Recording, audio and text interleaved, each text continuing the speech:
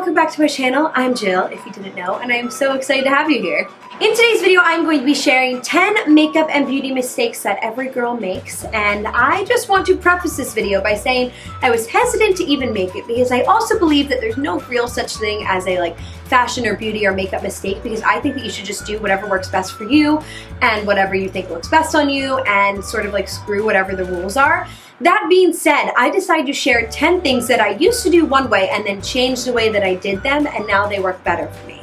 For lack of a better word, that's called a mistake. But if things work better for you one way and not the way that I'm telling you to do it, then you should do it the way that works best for you. Also, before we get into this, I want to say that right now, right this very minute, I am on a cruise to Mexico, which is going to be so exciting. I obviously pre-filmed this video before I got on the cruise. But I'm going to be vlogging every single day that I'm there, so make sure that you subscribe to my vlog channel, that way you don't miss out on those. They'll obviously be coming up after I get off the cruise because you don't really have internet access while you're on a cruise. But you could also add me on Snapchat or really any of my social media for more immediate updates of what I'm sort of up to while I'm in Mexico and on my cruise. Also, if you just found my channel, hello, welcome. I'm so excited that you're here. Make sure that you click that subscribe button, that way you don't miss out on all sorts of fun and weird things that happen here on this channel.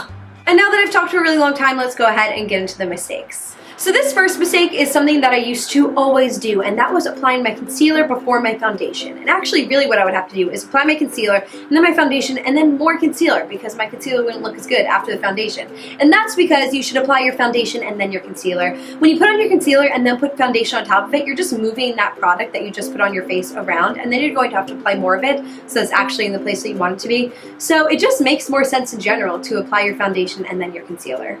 I don't know if I'm the only dummy who was making that mistake, but if you're out there and you're making that mistake, try it the other way. I think it'll work better for you. So my whole life I had dry skin, and then all of a sudden I had oily skin, and I had no clue what to do with it because my whole life I had dealt with dry skin. I only knew how to deal with dry skin.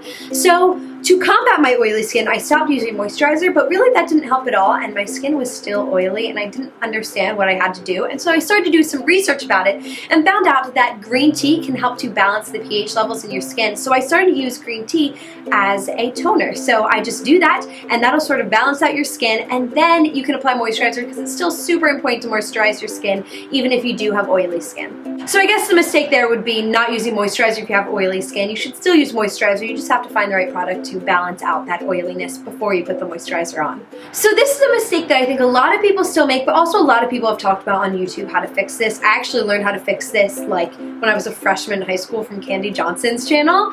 And that is the way to fix your under eye circles. So I know I used to just apply it in sort of a moon shape underneath my eye, just wherever I sort of had that darkness. But really the best way to go about covering up your under eye circles is in a triangle shape right here. And basically what that does is it's going to create sort of a more flat plane there. So not only is it concealing the darkness there, but it's also making that part of your face look sort of more flat when the light hits it, because then it's going to help combat sort of those sunken in eyes. I'm always amazed at the difference that it makes when I'm not doing the moon shape and instead I'm doing a triangle. It really does just make all the difference. I'm personally really into my makeup looking very natural and just simple, and so there are a lot of things that I used to do one way that I changed the way that was just to give myself a more natural look. For example, your blush. Now your blush the purpose of blush is to not only add color and life to your face, but also just to give you that natural flush look. And when you naturally flush, really sort of your whole cheek area flushes, and I'm not saying to apply blush all over your cheek area because that is a bad idea. But you should not just apply it sort of to the apples of your cheeks right here. It's more important to pull it up towards your temples. So I like to concentrate the color sort of on the apples of my cheeks, but then move it upwards and blend it out up towards my temples, and that's going to give you a really natural flushed look to your face. Can we all agree that eyebrows are one of the trickiest things to deal with when it comes to makeup? Combating keeping your eyebrows in shape, filling them in, all this stuff. There's so many different shapes and ways to do it, and it's just so tough. But I found that the most natural way to fill in your eyebrows, once again, natural is my personal taste, is to make your eyebrows a little bit darker in the middle and then lighter on both ends. And that's because that's the way that your hair on your eyebrows naturally grows. Naturally, it is most thick near the middle of your brows and then more sparse towards the either end of your brow. And so when you fill it in that same way, it's going to add more definition and fullness to your brows, while still making it look like it's just naturally the way that your brows are. Once again, that's just my personal taste. Some people like a really bold brow all the way through, but I rather have it look a little bit more natural and just the way that it naturally grows. This one is for all you ladies out there who are dealing with any sort of breakouts or blemishes or things like that. You could be creating these yourself on accident. So basically, you know when you have a concealer that has like a little applicator attached to it, like a brush or a little doe's foot or something like that, and you think, oh great, I can just twist the product out and apply it right onto my skin. This is actually a really big issue because then you are putting the bacteria from your blemishes onto your brush, and then next time you use it, you're putting that bacteria back onto your face and causing more breakouts. I used to do this all the time, and then when I stopped doing that and instead just put it on the back of my hand and used my finger, it just made all the difference in stopping more breakouts from previous breakouts. Even using your own brush to apply concealer to a blemish can be an issue because you're picking up bacteria on that unless you're washing your brush every single time that you use it, which most people don't. It's gonna just cause more issues, so I definitely recommend when you're applying concealer to blemishes to use your finger. So you guys have probably noticed I liked wearing winged eyeliner. I wear winged eyeliner every single day, but that took a lot of trial and error and actually a lot of years of my life. I've been like trying winged eyeliner since maybe I was 15, and now I'm almost 22, so that is a long time that I have been practicing my winged eyeliner. But honestly, one of the biggest mistakes I used to make was just pulling out my eye area. Now, not only is that bad for your eye area because the skin there is so sensitive and that's where wrinkles can appear a lot sooner than the rest of your face, but also it's going to make doing your winged eyeliner a lot harder. You may think it'd be better because the skin is sort of taut and so it's easier to draw on, but it really is about the same to draw on, and when you're pulling at your skin here and then drawing your wing on and then letting go of the skin, the wing is going to move because the skin is moving, and then it's not going to look the same way that you just drew it on.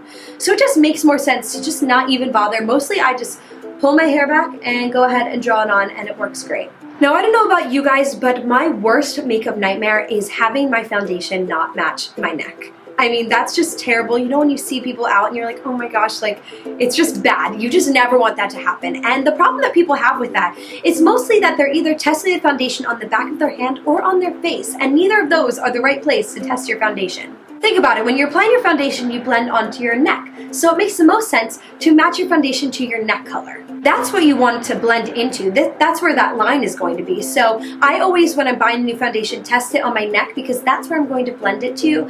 And I have never worried about having that problem ever again, because if it's the same color as your neck, then you're never going to end up with that awkward line. As I've mentioned quite a few times in this video, really into natural looking makeup.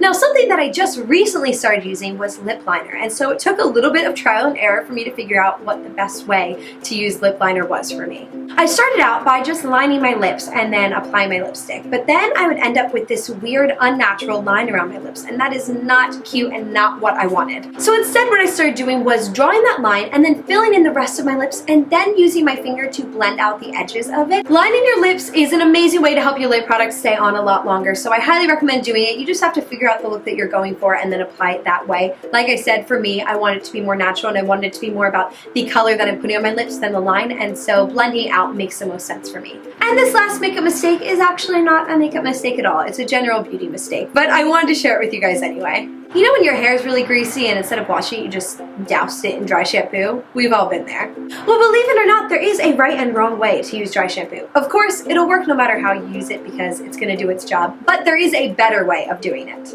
So normally I would just take my dry shampoo, spray it in my hair, and then rub it in with my fingers. But then I read online that really what you should do is spray it in, let it sit for 5 minutes, and then rub it in with your fingers because it's gonna allow that powder to absorb all of the oils in your hair, and then you can sort of rub it through to make sure you don't have any of that white powder left in your hair, because obviously that's not cute. The best way to go about doing this is just spray it in your hair and then just let it sit there while you're doing your makeup or finishing getting ready or singing like I was. This is what it feels like to match with someone that you love. What the hell is the catch? It's the feeling of freedom of seeing the light. It's Ben Franklin with the key and the kite. You see it, right? You want lions and now access bride. Nice going Angelica, he was right. You will never be satisfied. And then you can go ahead and rub it in, and you're just allowing that first layer of dry shampoo to really do its job. And then if you need more later, you can add more. But I think in general, that first layer can do a really, really good job of getting rid of the oil if you allow it the time to do its job. And there you have it, 10 mistakes that I used to make and how I fixed them. I hope that you guys enjoyed this video, and if you want to see more videos like this one, make sure that you give it a thumbs up. Also, don't forget to check me out on all of my social media. Like I said, vlog channel will be down below with awesome Mexico vlogs on it. I hope that you guys have an amazing rest of your day, and I'll see you next time. Bye!